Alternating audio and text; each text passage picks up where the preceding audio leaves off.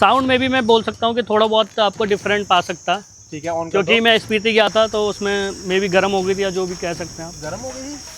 But गाड़ी आगे से आ रही है ना तो भाई कुछ नहीं दिखाई देगा, अंधेरे में दिखाई दोगे तो मतलब इतनी विजिबिलिटी इसकी कट जाती है। मैं पंचर लगाने गया अभी कुछ अभी 2 दिन पहले की बात है। मेरे फ्रंट टायर में पंचर हो गया था। ठीक है, मैं इसको पंचर लगाने गया हूँ तो वो कहता भाई ये हाथी खरीदना आसान है, पालना मुश्किल है। उसका रीजन है कि जब इंक्लाइन आप उसको लेके जाते हो पहाड़ों ऊपर की तरफ तो ये मतलब पावर पूरी देती है पर चढ़ नहीं पाती। भाई टॉप स्पीड मैंने इसकी 100 तक टच करी है, उससे ज़्यादा मैंने रिस्क नहीं लिया, क्लियर बताऊं। बट मेरे को कभी कभी ऐसा महसूस हुआ है कि जो मीटियोर 350 की पावर में देखता हूँ ना, कई बार चलाते हैं तो मुझे पता नहीं कि उससे थोड़ा कम महसूस होती है इसमें। हेलो टीम आयरन के, मेरा नाम है नितिन। दोस्तों आज अपने साथ इंडिया की most stylish cruiser bike royal Enfield Goan classic 350। यार जब उसको लॉन्च किया गया था ना तो ना भाई लोगों ने पूछा ही नहीं कि फीचर्स क्या है, क्योंकि ना इसका जो लुक ही था ना वही इतना दीवानगी फैला रहा था। बहुत ज़्यादा लोगों ने इसको प्यार दिया इसके डिज़ाइन लैंग्वेज को लेके, और भाई फीचर्स वगैरह भी इसमें ना बहुत सारे ना फर्स्ट क्लास मिल गए थे जो कि इसके ऊपर वाले सेगमेंट में आते हैं। यार एक पैकेज जो है ना ये काफ़ी ना अच्छा है, प्लीज टू आइज है, पर ये चलाने में कैसा है, फीचर्स जो दिए वो काम के है नहीं है, इंजन रिलायबिलिटी और यार सर्विस वगैरह मतलब ये लेने लायक है या नहीं है, धोखा देगी। सारे क्वेश्चंस पूछेंगे और आपके मन में जितने क्वेश्चन है बाइक से रिलेटेड आना सारी क्वेरीज दूर हो जाएगी। बस आप एक चीज़ करना, इस वीडियो को देखना लास्ट तक, उससे पहले करना चैनल को सब्सक्राइब करना, वीडियो को लाइक। तो दोस्तों इस मुहिम के साथ आपके पैसे न जाए बेकार, आप ले एक अच्छी बाइक मेरे यार। बुलाते हैं इस बाइक के ओनर को जो कि खुद एक ब्लॉगर भी रहने वाले हैं, तो मजा आएगा बहुत। तो आ जाओ मेरे भाई। तो स्वागत है आपका आरएन के ऑटोज पे। कैसे हो आप, सबसे पहले बताओ। मैं बढ़िया, आप सुनाओ कैसे? भाई मैं भी बहुत ज़्यादा बढ़िया। ये मुझे बताओ इस बाइक को आप कहाँ कहाँ ले जा चुके हो?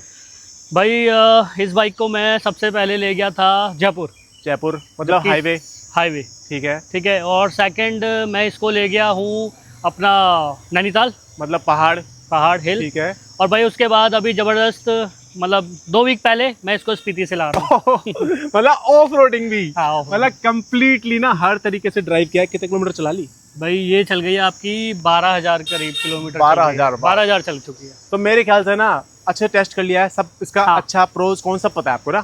तो इस वीडियो में इस बाइक के बारे में ना बाद में जानेंगे, पहले ना आपके बारे में जानना चाहेंगे। अपना इंट्रो दे दो प्यारी जनता को, सब कुछ बता दो अपने बारे में। Hello guys, I am Mohan Chander from Delhi.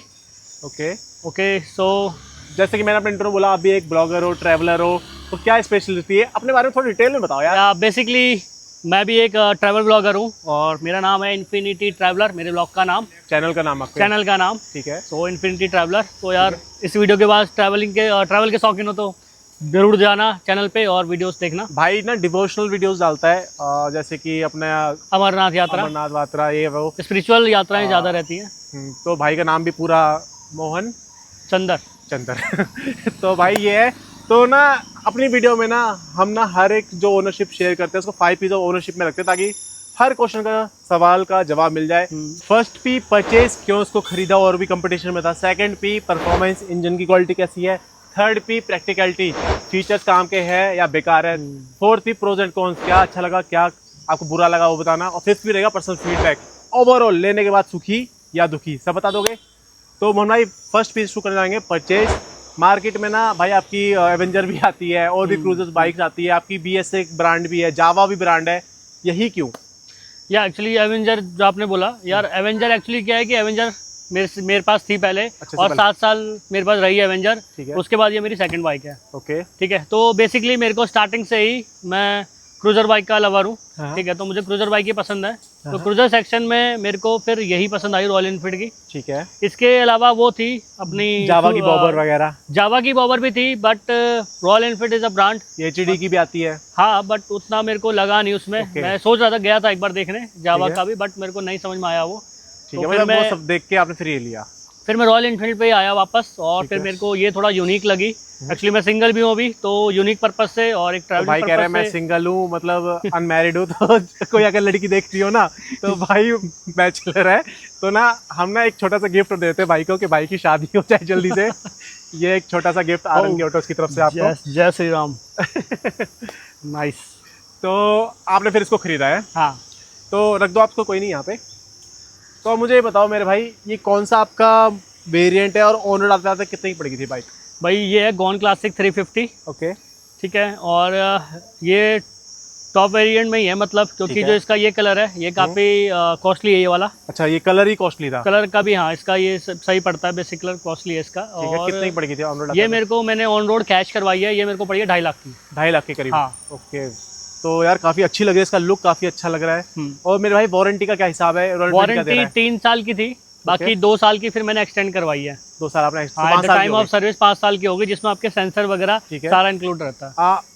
मेरे को बताओ एसेसरीज आपको क्या क्या मिली और क्या क्या आपने एसेसरीज लगवाई परचेज सेगमेंट में? एसेसरीज में मेरे को एक सम गार्ड मिला है।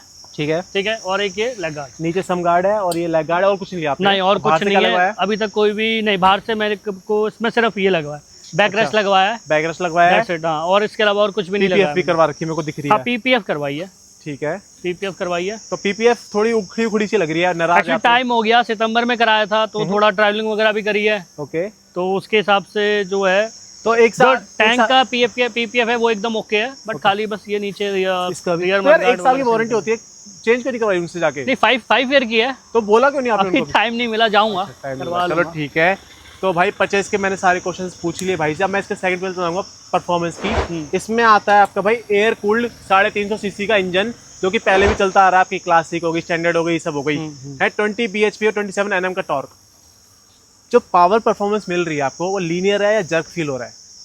नहीं, पावर जो 350 सेगमेंट में है ठीक है, बट मेरे को कभी कभी ऐसा महसूस हुआ है कि जो मीटियोर 350 की पावर में देखता हूँ ना, कई बार चलाते हैं, तो मुझे पता नहीं कि उससे थोड़ा कम महसूस होती है इसमें। या मेरे ड्राइविंग स्किल की वजह से, या इस बाइक की जो इस बाइक का डिजाइन है उसकी वजह से, क्योंकि बॉवर टाइप बाइक है, इसके टायर का भी फर्क है, पीछे और रियर दोनों का टायर। तो मैं भी कई बार मेरे को महसूस हुआ है कि मैं जो मीटियोर जितनी स्पीड से भाग रही है, वो भी 350 सेगमेंट है, बट मैं उतनी स्पीड से नहीं भाग पा रहा कई बार। ठीक है, स्पीड की ही बात करते हैं मेरे भाई। आपने बोला जयपुर और हाईवेज वगैरह सब कुछ, टॉप स्पीड कितनी लेके गए आपकी? भाई टॉप स्पीड मैंने इसकी 100 तक टच करी है, उससे ज्यादा मैंने रिस्क नहीं लिया, क्लियर बताऊं। बाकी आप अच्छे स्किल्स हैं तो आप आगे और जा सकते हो, बट 100 तक मैंने बहुत इजीली टच करी है, जिसमें आपको मतलब बिल्कुल भी अनसेफ बिल्कुल फील नहीं हुआ मुझे। मस्त एकदम राइड कर रहा हूँ, कोई दिक्कत नहीं है, 100 पे चल रही है, बिल्कुल भी महसूस नहीं हुआ। ठीक है, मस्त एकदम। मैं बता दूं, रॉयल एनफील्ड ना जो अपने ये वाले शीशे देता है, इसमें ना अंदर अगर तोड़ोगे ना आप, तो उसके अंदर थोड़ा सा लोहा मिलेगा आपको, उसको रैप करके। आपको पता नहीं होगा बात, मैं बता रहा हूँ क्योंकि मैंने तोड़ के देखा है। वो देते हैं लोहा इसलिए क्योंकि ना भाई ना बॉडी जो है ना इसकी वाइब्रेट करती है इंजन, है ना। तो मुझे बताओ वाइब्रेशन की क्या कहानी है इसकी? बाइक को ये बाइक आपको परेशान कर रही है वाइब्रेशन में? नहीं, मेरे को तो फील नहीं हुई भाई। और यहाँ तक कि मैंने बताया आपको 100 में मैंने चलाई है, मेरे को यहाँ तक कि मिरर्स में भी ब्लर फील नहीं हुआ कि पीछे का मुझे व्यू ब्लर फील हो रहा है, बिल्कुल नहीं हुआ भाई, बिल्कुल भी नहीं हुआ। नहीं, अच्छा एकदम। और ना इसके ना गियर्स देखें तो 5 स्पीड ट्रांसमिशन आता है इसमें। तो कभी अटके हैं या कुछ दिक्कत आई है? तो स्टार्टिंग में होता है, स्टार्टिंग में मेरे को सेकंड गियर में इशू आ रहा था जब मैंने नई परचेज करी थी, अदरवाइज अभी तो कोई इशू नहीं है। गियर शिफ्टिंग में कोई इशू नहीं, स्मूथली शिफ्ट हो रहे हैं। हाँ, स्मूथली शिफ्ट होता है। कितने चला चुके हो आप इसको? कितने चला चुके? 12,000। सर्विस कितनी हो गई इसमें? 3rd सर्विस हो चुकी है, 3 सर्विस हो चुकी है। और कितना खर्चा आता है इसकी पेड वाली सर्विस में? अभी जो मैंने लास्ट 3rd सर्विस कराई है, तो उसमें मेरा करीब आया है 3500 समथिंग का खर्चा है। करीब आता है। हाँ, क्योंकि ऑयल वगैरह सब कुछ चेंज था, डिस्क ब्रेक मैंने चेंज करवाई थी क्योंकि मेरे को स्पीति जाना था, तो डिस्क ब्रेक वगैरह चेंज कराई थी मैंने। और भी 1-2 चीज़ों ने और भी काफी महंगे हैं इसके? नहीं, महंगे तो नहीं है, 300 समथिंग ही है, बट ऑयल वगैरह और सर्विस वगैरह मिला के तो इतने तक पड़ा था। मेरे पास ना हिमालयन 450 है, उसके ना डिस्क 6000 के आते हैं। काफी महंगे हैं वो तो। अच्छा, और पार्ट्स तो आप बात करोगे रॉयल एनफील्ड की तो महंगे तो महंगे यार। ये है इंडियन कंपनी, आइशर ओन्ड, पर ना सर्विस उसकी कॉस्टली। तो मतलब वैगनआर ये खड़ी है ना, इसकी सर्विस और इसकी सर्विस सेम है। हाँ, इतना नहीं है आपको, मतलब आप मानिए 5000 किलोमीटर पे सर्विस होती है, तो 2-3 महीने में अगर आपके 3-1 हज़ार रुपये खर्च हो रहे हैं तो मुझे नहीं लगता कि ज़्यादा है वो। चलो ठीक है। राइड एंड हैंडलिंग की मुझे पता, क्योंकि ये बिकी इसलिए है क्योंकि कंपनी कह रही है बहुत ज़्यादा कंफर्टेबल है। राइड एंड हैंडलिंग कैसी है? कंफर्टेबल है, बट क्या है कि मैंने एक नोटिस करी है, मैं ट्रू ही बताऊंगा, ठीक है। तो जो मेरा एक्सपीरियंस रहा है, अगर आप ट्रैफिक में चलाते हैं, जैसे दिल्ली के ट्रैफिक में मैंने चला है, अगर कुछ ज्यादा ही ट्रैफिक है ना, बार बार आपको रोक के चलनी पड़ रही है और बार बार आपको स्टीयरिंग इधर उधर करना पड़ रहा है, तो कहीं ना आपको फिर आपको थकान फील होगी, थोड़ा सा आपके हाथों पे स्ट्रेस आएगा। हाँ, हाथों पे स्ट्रेस आएगा ट्रैफिक में, ठीक है। और हाईवे की बात करूँ तो मस्त आप राजा की तरह बैठे हैं जी, और यूं आपका हाथ है, ये मैंने रेस्ट सपोर्ट लगाए हुए हैं, ठीक है। ये 200 रुपए का रेस्ट सपोर्ट है, 2 मिनट। अच्छा, मस्त आप यूं बैठे हो, 5th गियर पे गाड़ी चल रही है और जी बस चल रही है, बढ़िया।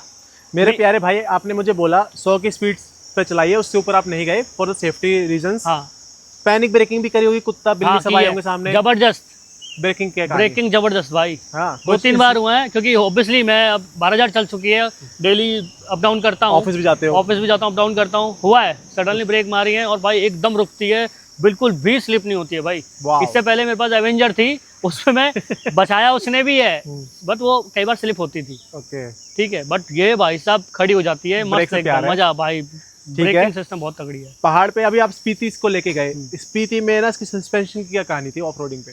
ऑफ रोडिंग पे सही था।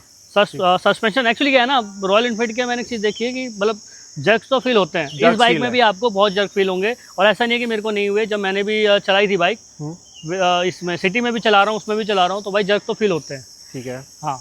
ओके। और तो सस्पेंशन हार्ड बनाए या वो किसी चीज़ के लिए बनाए होंगे, रॉयल एनफील्ड ने भी सोच के बनाए, बट आपको जर्क फील होते हैं। उसके लिए मैंने भाई ये एक ग्रैंड पिस्टन का वो ले लिया था, एयर सीट जो आती है उसकी, वो ले ली थी मैंने। अच्छा, वो पड़ी आपके हाँ, पास? तो उससे मुझे कंफर्ट रहा, मतलब इतना जर्क फील नहीं हुआ। बजाज वाले ना रॉयल एनफील्ड का मजाक उड़ाते हैं कि हाथी खरीदना आसान है, पालना मुश्किल है। उसका रीजन है कि जब इंक्लाइन आप उसको लेके जाते हो पहाड़ों ऊपर की तरफ, तो ये मतलब पावर पूरी देती है पर चढ़ नहीं पाती भाई। पावर ही मतलब रॉयल एनफील्ड में पावर ही इतनी जबरदस्त है कि यार आप कहीं सोचोगे नहीं, आपको हिल में चढ़ाना है, कहीं भी गड्ढे में से निकालना है भाई, एक बहुत स्मूथली निकलती है यार, पावर ही तो है इसमें मेन।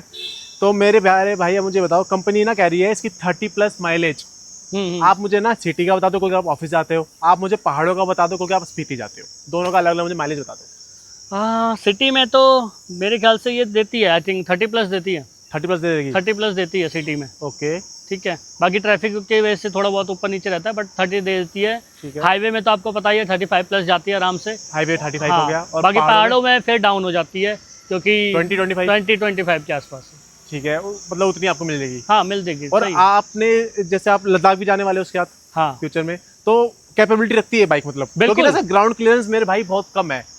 कोई भी दिक्कत नहीं है भाई, अगर रोड बढ़िया है। और कहीं पे मुझे स्पीति में ऑफ रोडिंग भी मिली थी, बट मेरी कहीं नहीं टकराई भाई, कहीं नहीं टकराई। और टचवुड मेरी कहीं गिरी भी नहीं भाई।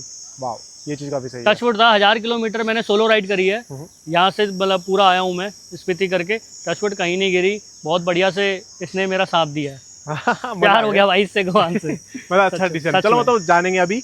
तो अब मैं इसके ना भाई थर्ड व्हील चलाऊंगा, प्रैक्टिकलिटी। मेरे साथ इधर आगे आओ।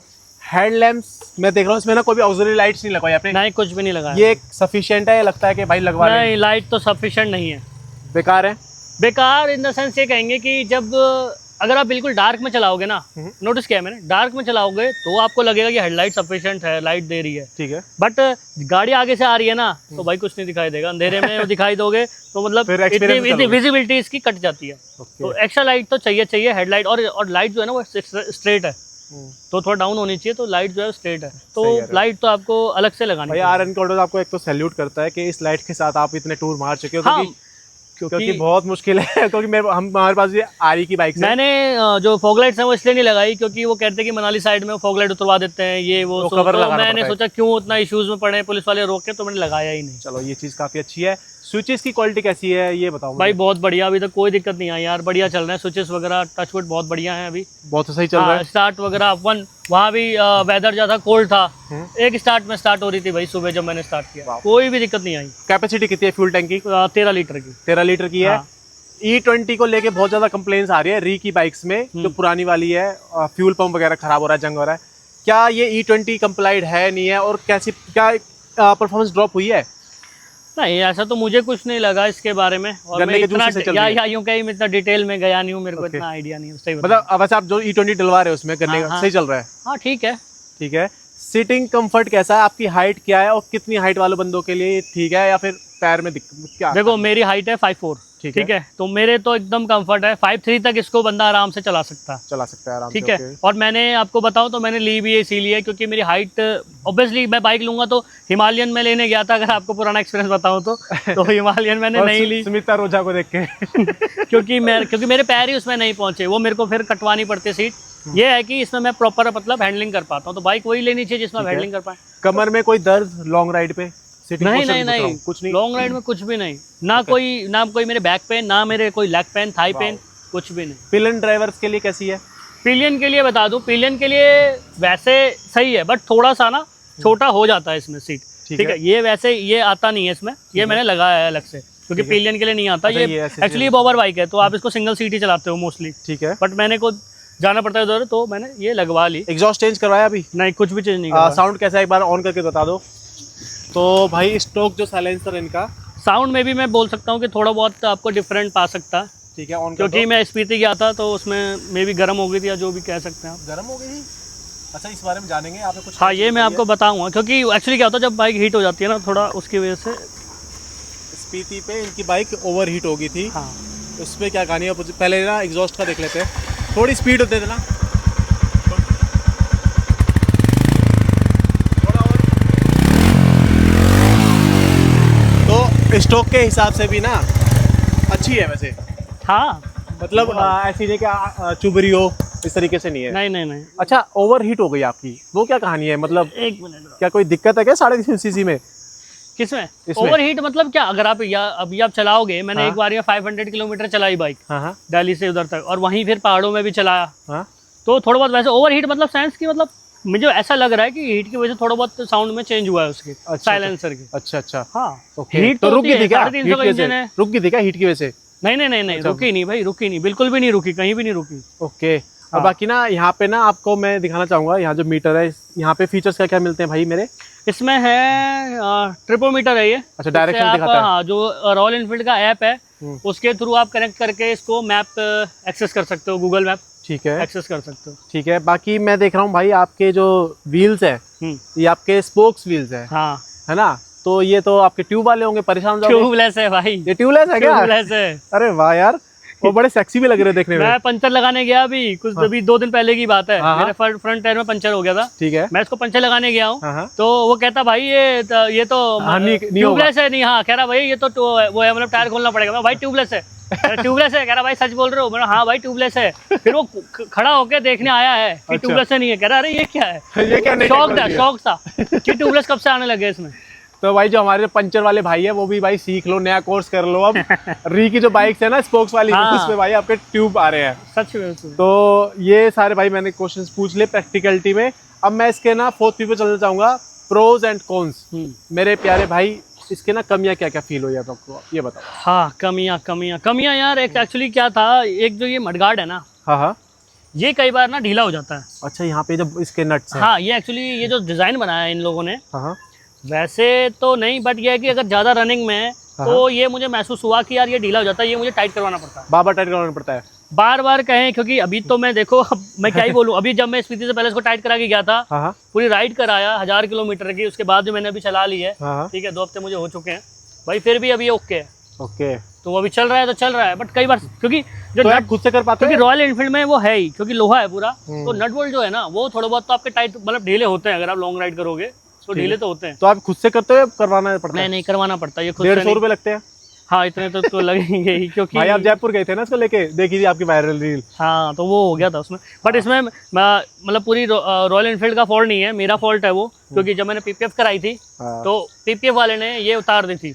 अच्छा, ये समझ रहे हैं, ये उतार दी थी, बट वो जो इसके ओरिजिनल जो थे अंदर वार्सल जो थे, वो फिर वो लगा नहीं पाया ढंग से, जिसकी वजह से ओरिजिनल गिर गए। रॉयल फील्ड की ये गलती है कि आप जब रिपेयर करवा के आगे 2-3 बार आप तो सर्विस सेंटर ये उनके पास ना ही इसके नट वट अवेलेबल है, ना ही उनके पास एक टेक्नीशियन मतलब ओरिजिनल एसओपी नहीं है कि भाई ओरिजिनली जो वार्सल है वो कौन सा डला हुआ है, वो चीज मुझे अभी तक नहीं मिला। भाई री की गलती है इसमें, मैं नहीं मानता कि ओनर की गलती है। एटलीस्ट आप 2.5 लाख की बाइक दे रहे हो भाई, ये क्या बकवासबाजी के पार्ट्स ही अवेलेबल नहीं है। हाँ, ये है कि एटलीस्ट मतलब वही ओरिजिनल अगर मिस हो भी गया कभी तो वो तो दो ना आपकी चीज को चले। बट टचवुड अभी चल रहा है भाई। एडजस्टेबल क्लच, एडजस्टेबल आपका भाई ब्रेक्स, तो क्लच टाइट है, हाथ में दर्द भाई क्लच मैं सही बताऊं तो मेरे हाथ छोटे हैं, तो मेरे लिए काम की चीज है। ऑब्वियसली मैंने जो ये फीचर जो है ये मैंने ऑब्वियसली कर रखा है, ठीक है, आगे कर रखा है। ये आपका बहुत पीछे तक भी जा सकता है और मैंने ये कर रखा है आगे, ठीक है। तो ये क्लच तो मेरे लिए यूजफुल तो है, ठीक है, मतलब और कंफर्टेबल है। हाँ, कंफर्टेबल है भाई क्लच के अकॉर्डिंग। और क्या कमियां फील हुई मोहन को? मेरे को कमियां और क्या था इसमें, माइलेज वाइलेज कुछ इस तरीके से? नहीं, माइलेज तो देखो, अब आप बाइक ले रहे हो 350 रुपए की, तो माइलेज तो इतना क्या ही सोचना ना, फिर मैं स्प्लेंडर पे ही जाता। तो वो तो कोई बात नहीं हुई कि आरी की बाइक लेके माइलेज और कोई कमी फील हुई? क्योंकि आप भाई क्या देखो, अभी तक मैंने 12,000 किलोमीटर चल गया है, मेरे को सिर्फ एक इसका इशू रहता था, ठीक है, और हेडलाइट बता रहे हो आप मुझे? हेडलाइट तो हाँ वो तो नॉर्मल इशू है कि भाई हेडलाइट तो आप किसी में भी दोगे ना, मेट्रो मीटियोर वगैरह कोई भी बाइक लोगे सब में आ रही है, हेडलाइट है ही नहीं अच्छी सब में, हाँ ये कह सकते हो। अच्छा, और इसमें भी ग्लिचेस मैंने सुना है, जो डायरेक्शंस वाला यूज मेरे को भी इशू नहीं आया कोई भी। यूज किया आपने? हाँ यूज किया है मैंने। ओके, कोई ग्लिच वगैरह? कोई ग्लिच नहीं है, बट ये कि ये ट्रिपोमीटर ना मतलब एंड टू एंड कट दिखाता है, तो जिससे आपको थोड़ा बहुत दिक्कत होगी, मतलब आप एकदम समझ नहीं एकदम से पाओगे कहाँ बताएगा। मुड़ना है। हाँ ठीक है, तो बाकी ना ये यार मेरे ख्याल से ना री को ना थोड़ा चेंज कर देना चाहिए अपना ये वाला ना। टैकोमीटर, कुछ नया लेके आओ यार। आज के टाइम पे इतनी डिजिटल हो रही है दुनिया, फायदे क्या क्या है मेरे प्यारे भाई, कोई ये पैसे खर्च करे इस पे तो। बट भाई चीज वो देती है ना, रॉयल एनफील्ड की खराब नहीं होती, चलती है। मेरी क्लासिक 350 खराब हो गई है, रहने दो, उस पे नहीं आते। अच्छा वो छोड़ो, ये बताओ फायदे क्या क्या है इस पे? भाई देखो मेरे को बस एक ही इशू अभी तक लगा है, ट्रैफिक में मैंने बता दिया, तब आपको हैंडलिंग में आएगा। बाकी भाई आई कैचिंग बाइक है, जब भी मैं बाहर इसको ले जाता हूँ डेली, बंदे देखते हैं एक बार क्या है ये, क्या बैठते भी है? समझ में नहीं आता। हाँ, और उनको समझ में नहीं आता कौन सी बाइक है ये, खासकर पीछे से बड़ी ठीक है, बिंदास लगती है। साइड से भी और उसमें बहुत तगड़ी लगती है, तो आई कैचिंग बाइक तो है, आपको एक बार तो बंदा जरूर देखा है क्या ये, ठीक है। और जब आप मीटियोर यार दुनिया भर की हो गई है सारी, मतलब हर बाइक बहुत चलती है, बट ये बहुत कम दिखती है मुझे, इक्का दुक्का मुझे कभी गुड़गांव में एक दिखी तो दिखी, गोवान क्लासिक, अदरवाइज नहीं दिखती भाई। ओके वाओ, और क्या फायदा सर? फायदा और कुछ नहीं, डेली रूटीन पे ही बढ़िया है। और मैं अगर कई लोग जानना चाहे ना कि भाई डेली ट्रैवल क्या है, नहीं है भाई, मैं डेली ट्रैवल करता हूँ, डेली 50 किलोमीटर चलाता हूँ। नाइस, ठीक है, तो बढ़िया कर जाता हूँ मैं इसमें, कोई मुझे दिक्कत नहीं। बाकी आपने जो बताया ब्रेकिंग आपको अच्छी लगी, इसकी राइड हैंडलिंग अच्छी लगी, और सिटिंग पोस्चर आपको मजा आ गया। हाँ, कोई पेन नहीं, कोई भाई पेन स्पीति गया वापस आ गया, और मसाज नहीं करवाई घर में आके? नहीं करवाई ना? नहीं करवाई भाई, कोई दर्द नहीं हो। इससे पहले मैं आपको बता दूं, एवेंजर लेके गया था मैं एक बार जयपुर। हाँ भाई साहब ये जो थाई है ना, ये पेन होने लग गई थी उसकी सीट की वजह से, जो हो गया था। हाँ मतलब पेन था, बट इसमें मतलब ही नहीं है भाई, ना आपके में, ना मेरे हाथों में कोई पेन है, ना मेरे लेग्स में, कहीं भी कोई पेन नहीं। बढ़िया। 0 to 100 की देर में हो जाती है? कुछ आइडिया बता सको? क्या चीज? 0 to 100? 0 to 100 नहीं, मैंने अंडर 10 सेकंड हो जाती होगी मे भी। ओके, आपने टेस्ट ही नहीं किया, चलो इस पे नहीं आते। अब मैं इसकी ना 50 पे चलाऊंगा पर्सनल फीडबैक। मेरे प्यारे भाई 12,000 किलोमीटर चला ली, 2.5 लाख से ऊपर ही खर्च कर दी, मैं 3 ही बोल दूंगा, सब कुछ लगा दूंगा। 3 ही है। तो आज के टाइम पे आपके पास ना लेट्स से एवेंजर ही थी, अब फिर से 3 लाख खर्च करने हैं, जावा, आपकी BSA, RE या कुछ और, कहाँ जाओगे अब आप, अगर आज के टाइम पे लेना हो तो? देखो अब एक्सपीरियंस मेरे को RE का है, तो और TVS की भी आ चुकी है, मैं बता दूं आपकी, तो RTX 300। अभी देखेंगे, अभी तो फिलहाल तो अभी RE पे ही है। नहीं, अगर मान लो आपका ये नहीं हो, तो आज के टाइम पे किस पे जाते? नहीं, फिलहाल तो फर्स्ट तो मैं रॉयल एनफील्ड पे ही जाता। RE पे जाते? ओके, RE पे ही जाता, पुराना भरोसा, क्योंकि मेरा पुराना भरोसा है। और भाई सच में अगर मैं स्पीति गया हूँ, मोस्टली रॉयल एनफील्ड ही है। ओके, ठीक है, पूरी मार्केट ही पूरी RE है वहाँ, मतलब जो भी आप बाइक लेके आ रहे हैं बंदे या वहाँ से हायर कर रहे हैं, RE है। ठीक है। और आउट ऑफ 5 कितना रेट करोगे इसे? मैं तो 8 करूंगा। 8 करोगे? ठीक है। आउट ऑफ 5 8 कैसे कर सकते हो? आउट ऑफ 5 करोगे? सॉरी 5 5 में से 4 फिर तो 4। छोटे मोटे कमियां जो कंपनी दूर कर देगी भाई का ओनरशिप रिव्यू देख के। और भाई मुझे बताओ, ओवरऑल पूरा पैकेज खुशी या दुखी, क्या है, क्या कहानी? Happy, overall happy, totally happy. अगला टूर लद्दाख जा रहा है ये बाइक से? हाँ, ये ड्रीम है मेरा, लद्दाख इसको ले जाऊंगा। मेरे को ब्लॉग्स देखने हैं, किस पे जाके देखूंगा? इन्फिनिटी ट्रैवलर देख लेना मेरे साथ आप भी मिलके। तो RN के ऑटोज मतलब है राइट, न्यूट्रल, नॉलेज, ऐसी अच्छी वीडियोस भाई आती रहती है। भाई ने अपना ट्रू ओनरशिप रिव्यू शेयर किया, अगर आप भी शेयर करना चाहते हो तो नीचे आपको कॉन्टैक्ट डिटेल्स मिल जाएगी। तो इस वीडियो को इससे मैं खत्म करना चाहूँगा कि राइड सेफ, ड्राइव सेफ, जय श्री राम।